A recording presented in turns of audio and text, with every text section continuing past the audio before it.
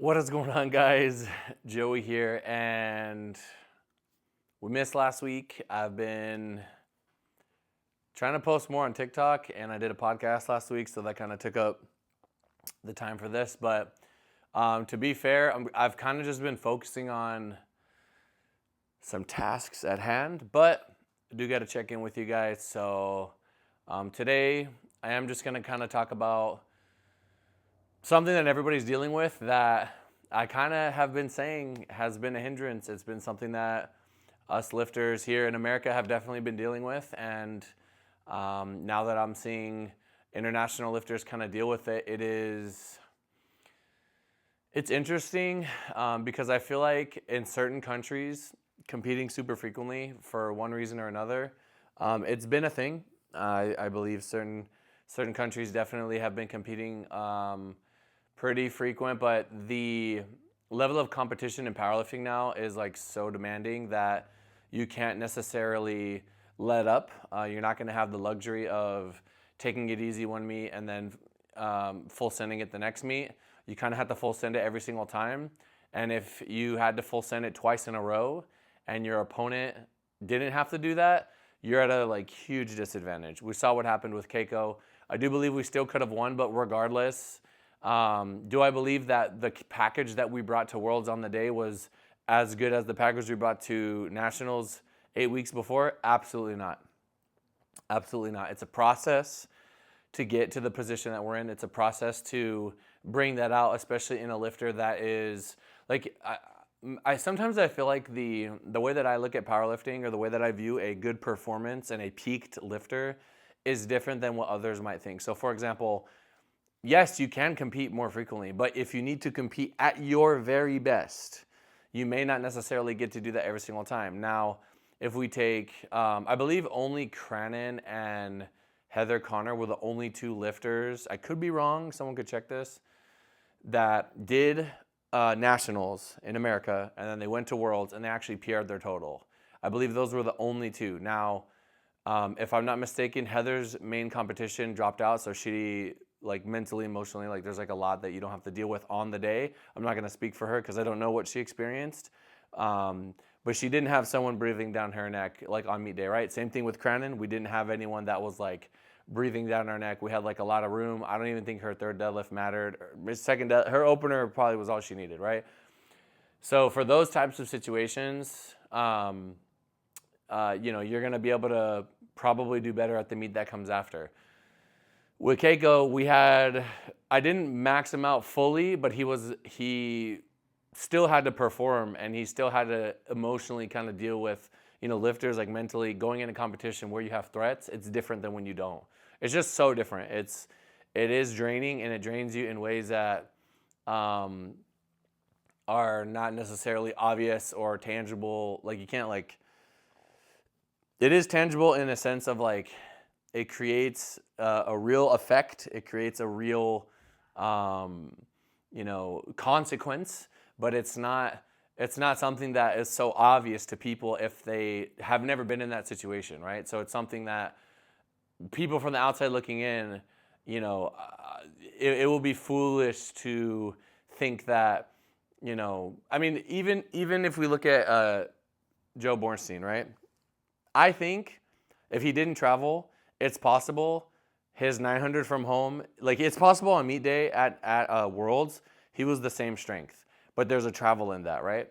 So even though he was able to do everything he needed to do to like show up, it's possible that the travel like nerfed him by 10 pounds. So there's like a lot of variables that go into comparing the two. Not everything is black and white, but we're seeing they probably have their own country's nationals, then they did Worlds. Now they have to go into the World Games. Some of those lifters, the way that the World Games worked, from last year's Worlds, not this year, but last year, the top three lifters, you're competing against those people. Example, Alba, going to the World Games, competed against the girl that she just beat at Worlds. It was a close fight, and she did miss 2 squats or 1 squat. I don't remember our opposition. But I knew that if she hit that squat that they put on the bar, we were in big trouble. Like that is going to be like a tough fight. She didn't hit it. We were able to win. good job, Alba, you get the dub, right? Now they get to rematch. But now everybody has to travel even more because it's in China. And that is something that I'm actually very excited to see, because so many times us American lifters, I'm bringing my team, if I'm bringing three, 4, 5 people to Worlds, I know, like, what country is it in? Oh, dang, okay, we're going to have to fly here, do this layover, take another small plane, drive 3 hours, and then compete in like 3 days, right? Like and like the food is different, or your sodium is off, or your normal diet is not going to be there, and you can only pack so much food with you, right? So it's going to be very interesting to see everybody have to deal with this like crazy travel, probably the farthest travel we've ever seen. Next year we get Dubai, which may or may not be really tough for some. So that's going to be very interesting.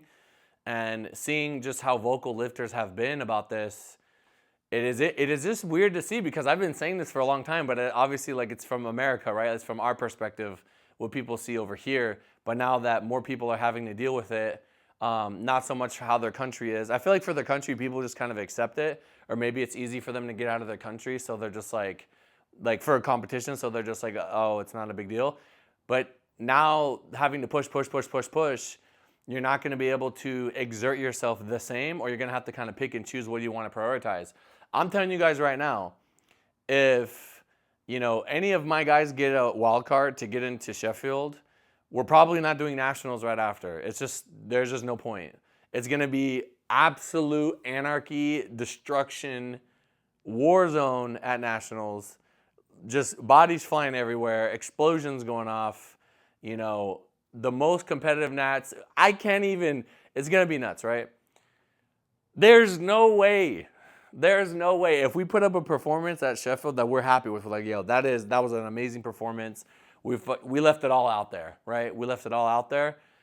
We're not going to leave it all out there again in 6 weeks or 7 weeks or 8 weeks, right? It just is what it is. We can leave out what we have. But if you've had a guy, like right now, if I have a dude in a pressure cooker and he's building and he's building and he's building and he's building, and he is just laser locked in on nationals, right? From all this time for like 10 months, 8 months, he is going to be in a great position compared to somebody that just emptied the tank like right before. And they know that. And we got to kind of pick and choose. And we just have to, we pick 2 big meets of the year, right? Especially with my older, super strong lifters. We pick 2 meets of the year, and like that's all we're going to do. With Jesus, we might do 3. But yeah, 2 or 3, really, really spaced out. That's kind of how we have to do it. So yeah, it's a tough thing, and it's just interesting seeing everybody kind of deal with it now. I think times have changed. I think there's no more like compete, because you're just kind of taking what you have or just chilling out.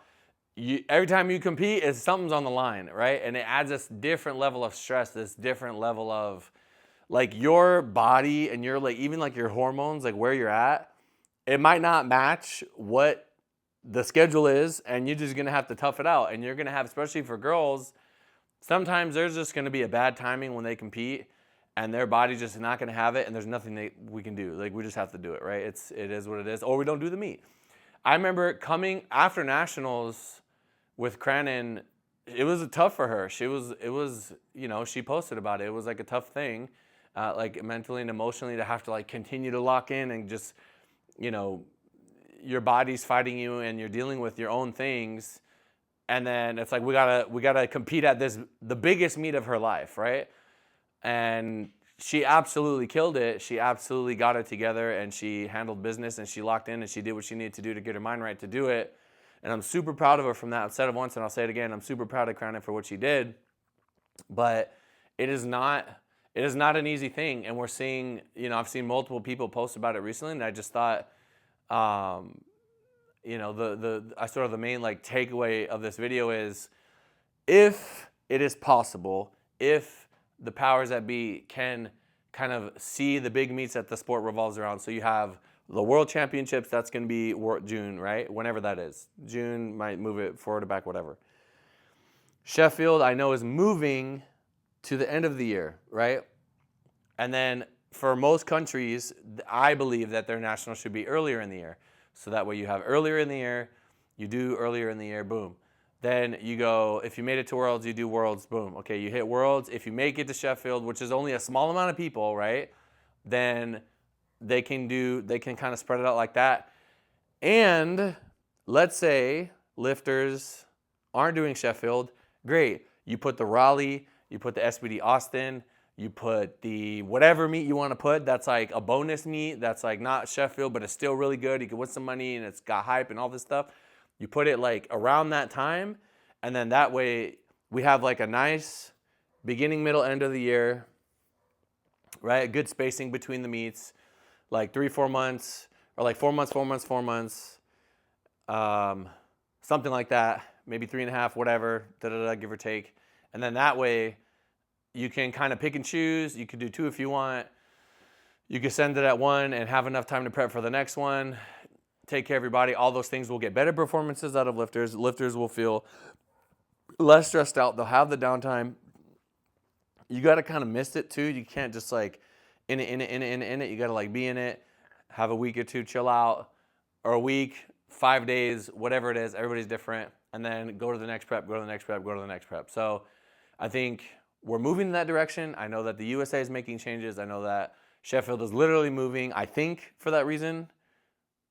Perhaps that also like scheduling people are less tied up. More people can be available for stuff. So I mean, yeah, I think that'd be a great thing.